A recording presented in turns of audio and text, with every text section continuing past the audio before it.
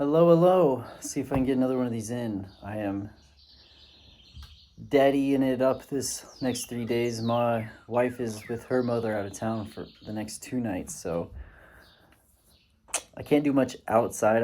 Like I'm close enough where I can hear the monitor and the kids are napping, but probably make some videos because there's only so much laundry and folding clothes that I can do. Anyway, we are on Leviticus 24. And this is starting with olive oil and bread set before the Lord. Verse 1. The Lord said to Moses, "Command the Israelites to bring you clear oil of pressed olives for the light, so that the lamps may be kept burning continually, outside the curtain that shields the ark of the covenant, law in the tent of meeting. Aaron is to tend the lamps before the Lord from evening till morning." Who got the night shift? "Continually. This is to be a lasting ordinance for the generations to come. The lamps on the pure gold lampstands before the Lord must be tended continually." I don't know what it is, Grace Digital or something. I don't know, there's some channel on my YouTube that comes up every now and then, and they did a really good Two Witnesses documentary, and there's a lot of like emphasis on the lampstands and the trees. So there's a lot of symbology in those. I don't think the layman's level commentary that I have here is going to go into it much, but when you're reading prophecy, especially in Revelations and the part in, I believe it's Matthew or maybe John, I think it's Matthew 22, 24, something like that, where it has a lot to do with the Revelations, the lampstands and the trees, they have a very big symbolic meaning. So let's see what this commentary has to say on it. So the pressed oil, the lamps in the tabernacle standing on the solid gold lampstands were the only source of light for the tabernacle. These lamps, blah, blah, blah, yeah.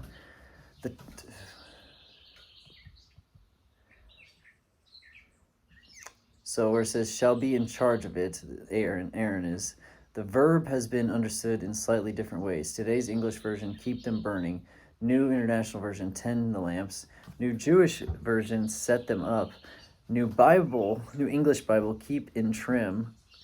Okay, these all right, I'll get a second. But the basic idea is doing all that is necessary to ensure that the lamps are burning. Okay, this is what annoys me, especially about these layman's. I don't have, and I'm not a guy who spends money or time on the internet, so I just use one of the first ones on Google for commentary when I do these things, and it's Enduring Word Bible. I hate when they get into the translation differences for little things like this. There are translation things. There are big differences in the way that the Jews use certain words and blah, blah, blah. You know, tohu bohu, you hear about that with the Gen 6 conspiracy guys. But there's a bunch of meaningful different translations. This isn't one. I like to look at things the way like a detective would look at a crime. You know, you have 5 witnesses and they all tell a story that's basically the same, but they tell it in a different way because they have different perspectives. That's what this is. So keep them burning, tend to the lamps, set them up. That's not even relevant. Who cares about the translation difference there? It's just it gets people focused on the wrong stuff, you know, in my opinion. So he pulled the night shift, Aaron, from morning till evening, or evening until morning. The continual light of the tabernacle pointed to the coming Messiah. Jesus never stopped being the light of the world, John 8:12. There is also a sense in which the continual shining light points to the people of God in a sense. Well, they're supposed to be priests and blessings unto the world. We also are the light of the world, Matthew 5:14. As the candle in the hand, that is true. You know, again, Bible study bear. I use Owen Benjamin for a big reference for a lot of stuff that I say on here, because that's probably the people who watch me. Being a light to the world, you know, that song you all learn in Sunday school, this little light of mine, I'm going to let it shine. Let your light shine. The light unto the world is presenting a life that is good and wholesome and honorable and moral and God-fearing, and the blessings that come upon you from living that true life. And it has to be genuine, you know, and I think, who knows, you know, maybe all the trolls are right and Big Bear's lying to everyone, whatever, you know, but he always talks about how he presents his family in a good way. You know, he doesn't want to hide that. You need to let people need to see this. My wife and I the other day just, I'm a teacher, so summers we've been trying to go for walks in the morning with the kids. And there's the people that live in a house that my grandparents used to live in when I was a kid, right on the porch. And the family is, you can just tell that people have been through hard times, And they went and the guy said, "This is the highlight of my morning, seeing such a nice family, you guys walking by." It's really nice. And you think about that sort of thing. You being good, you being happy even in hard times, or always trusting in the Lord even when things aren't going your way, and just being a good person is a light to the world, and it shines for the world. And that is important. And a lot of people, they're so reserved with this internet connection society, inward, and not letting the world see the good of their lives. And it's not a braggadocious thing, like we were just going for a walk, but letting people see that, it's very powerful. That was a tangent. And the Enduring Word Bible didn't have much there. I'll have to look more into that lampstands thing. I think I talked about it with you guys in one of my videos before. Verse 5, take the finest flour and bake 12 loaves of bread using 2/10 of an ephah for each loaf. Arrange them in 2 stacks, 6 in each stack, on the table of pure gold before the Lord. By each stack put some pure incense as a memorial portion to represent the bread and to be food offering presented to the Lord. This bread is to be set out before the Lord regularly, Sabbath after Sabbath, on behalf of the Israelites as a lasting covenant. It belongs to Aaron and his sons, who are to eat it in the sanctuary area, because it is a most holy part of their perpetual share of the food offering presented to the Lord. We know the priests eventually get corrupted. The sons of Eli in the book 1 Samuel, all that stuff. These offerings and stuff, that's what the priests got to eat, because they didn't own lands or herds or anything like this. So that was their meal, and it's all this since Levi. So eventually they got corrupt and started demanding all the best and all these kinds of things that you would assume would come with that sort of level of thing. But that's why we read in 1 or 2 chapters ago about the importance of the purity of the priests and their integrity, because they're directly representing the Lord. I don't think the Enduring Word Bible is going to have too much.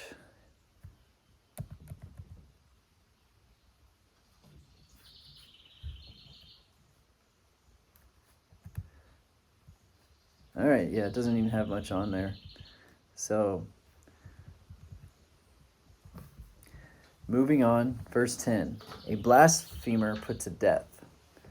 Now the son of an Israelite mother and an Egyptian father went out among the Israelites, and a fight broke out in the camp between him and an Israelite.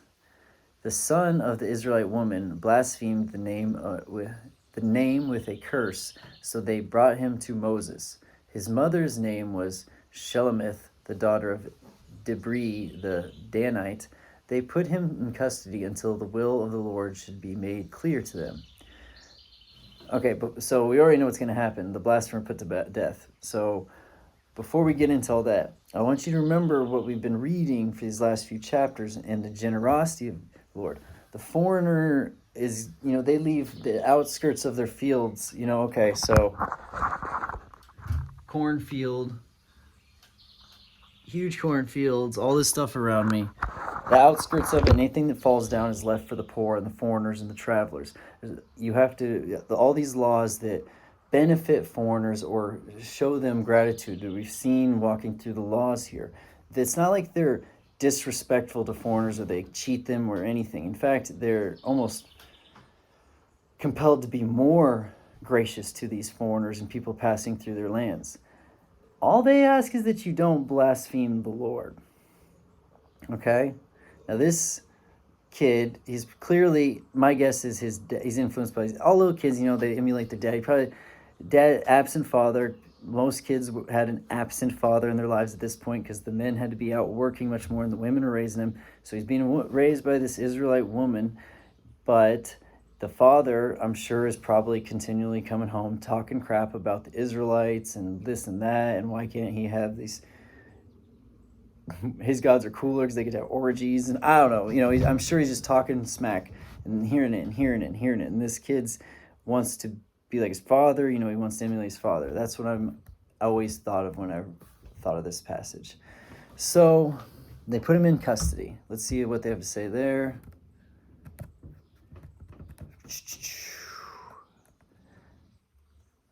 This man, half Egyptian and half Hebrew, was part of the mixed multitude, Exodus 12:38, that went with Israel out of Egypt. Okay, so I don't know if his dad's still with him, probably not, but I'm sure he remembers this, and he reveres his dad more than his mom at this point. A lot of sons do this, especially single-parent sons. They're raised by their mom. They'll easily rebel against their mom, and even if their dad is like in prison or something, they'll strive to be like him, because little boys want to be like their dads. That's kind of the way it goes. Here we have a fragmented history. It may be that it was inserted here because of its occurrence during the period of the proclamation of the laws. The rabbis, it is true, supply in their way this deficiency. They say he was the son of an Egyptian whom Moses slew, and that attempting to pitch his tent among those of the tribe of Dan, to which he belonged by his mother's side, he was prevented by a person of that tribe as having no right to a station among them, who were true Israelites, both by father and mother. In consequence of this, they say, he blasphemed the name of the Lord. So they were talking trash to him, and he cursed the Lord. Or are they saying it was a cursing of the Lord just for trying to pitch his tent there? Either way, that's just the rabbinic lore. There's the light woman's son blasphemy. The man committed the crime of blasphemy, which is to attack someone, especially God, with your words. It is somewhat like the modern idea of verbal abuse, but especially directed against God. The command against blaspheming God was given in Exodus 22:28. In the Near East, the name of a person was bound up intimately with his character, so that in the case of God, blasphemy was in effect an act of repudiation. It seems that it was common for Egyptians to curse their many gods. So it was like we say, damn it, or something like that. The root of this man's sin was he considered the God of Israel to be the same as the petty Egyptian gods. So yeah, it's not having reverence for God. And I've grown up, I've had a great Christian upbringing, but even myself, being an enlisted sailor and all these, and being in the locker rooms and just watching TV, you get in your head and you let things slip. Like, people say Jesus Christ almost like a cuss word, or oh God damn it, or something like that. First off, God isn't God's name, and you're not actually saying anything bad about God when you say God damn it. But that's just technical. I'm saying that sort of behavior is what this kid it's been ingrained from his Egyptian gods, like Ra.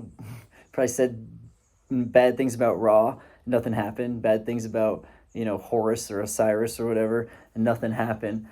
But the Israelites said, no, our God's a real God, like real. He's a burning pillar of fire, man. Are you not watching what's going on here? So you don't talk bad about our God. It shows that he didn't have the proper reverence, which makes sense. You got to make an example of him.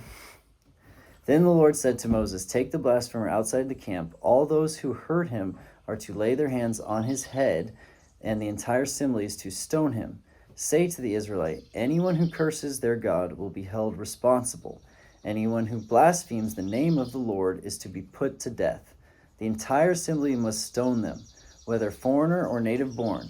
Then they blaspheme the name, they are to be put to death. When they blaspheme the name that are to be put to death. Anyone who takes the life of a human being. Okay. So let's check out that commentary. I mean, it's pretty straightforward in my opinion. I know everyone says that God's harsh, Old Testament God. I think you guys see what you're dealing with. Like, I look at the history as far as the Bible to today. This might sound arrogant, but it's like we as people are standing on the backs of giants, or the knowledge of the past makes us more intelligent, wiser. Not that, they could do things we couldn't do. So, but we have the benefit of the gathered information at this point in time. And it's just like your life. You have the gathered information as you go on, which makes you more intelligent. Your brain is actually like gathering information and sorting it at a much higher, more efficient rate when you're younger, but you're smarter when you're older because of all the information that's come in. And that's how I view the history of mankind. And when the Israelites are wandering the wilderness, that's like young toddler, young stage. You got to be kind of harsh with them to teach them the lessons. And it's very important because you can't have them lose the reverence and respect and the holiness of God. You can't just let it be. It's a slippery slope. Oh, he just said, he cursed our God, but it wasn't a big deal. Oh, let it go. Then the next generation sees it and they see you don't do anything about it, and they see God doesn't do anything to him, so it's like whatever. I'll say it to be cool, I'll say it to be, and it just goes on, and now you have no respect, no reverence for God, all because you let it slip that first time.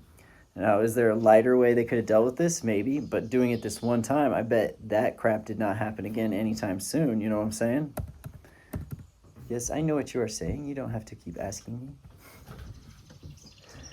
All right, I was going to read the commentary here. Whoever curses his God shall bear his sin. The person who publicly curses God bears responsibility for the judgment against them. Yeah. Adam Clark on blasphemy in Matthew 9:3. Wherever it is used in reference to God, it simply signifies to speak impiously or of his nature or attributes. So he probably insulted their God, like in some way. Again, they probably insulted their gods in Egypt all the time, is what it said earlier. If God requires a foreigner to be executed for this offense, he would certainly not tolerate this violation among the Israelites, who are his people and hence are identified by his name, taking great care to not blaspheme the name of the Lord. Some Jewish people created traditions that took great care to avoid saying or writing the name of God. Yeah, that's why they started calling him like Adonai and El Shaddai and all this stuff. The thought was that if one never said or wrote the name of God, then one could never blaspheme God's name. So that's just legalistic stuff. It's talking, to me it's the same as taking the Lord's name in vain is almost what it is. It's assigning false attributes to God, saying lies or slander or negativity, things like that of God. That's what blaspheming God is. It's not just using his name. And I don't even know what his official name, Yahweh, is that the right translation, All right, so moving on. I don't think, oh man, there's a lot of commentary on this. And it's just talking about what the name of the Lord is and all that stuff. Okay, verse 17. Anyone who takes the life of a human being is to be put to death. Anyone who takes the life of someone's animal must make restitution, life for life. We've talked about these earlier. Anyone who injures their neighbor is to be injured in the same manner. Fracture for fracture, eye for eye, tooth for tooth. Now that's purposefully injure. Otherwise you would just make restitution if it's an accident. We went over these. The one who has inflicted the injury must suffer the same injury. Whoever kills an animal must make restitution, but whoever kills a human being is to be put to death. You are to have the same law for the foreigner and the native born. I am the Lord your God. Master eats the same as the slaves. Foreigner has the same law as the native, okay? There is no favoritism.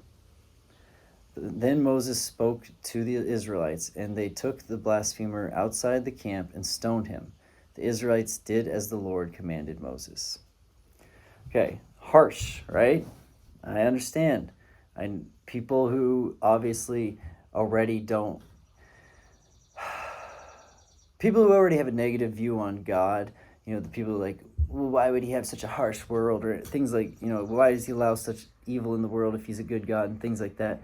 I know they're going to look at this and see it as just like terrible. Even if they say they don't believe it, part of them wants to believe it just so they can say how bad God is. But that's exactly it. That's blaspheming the Lord.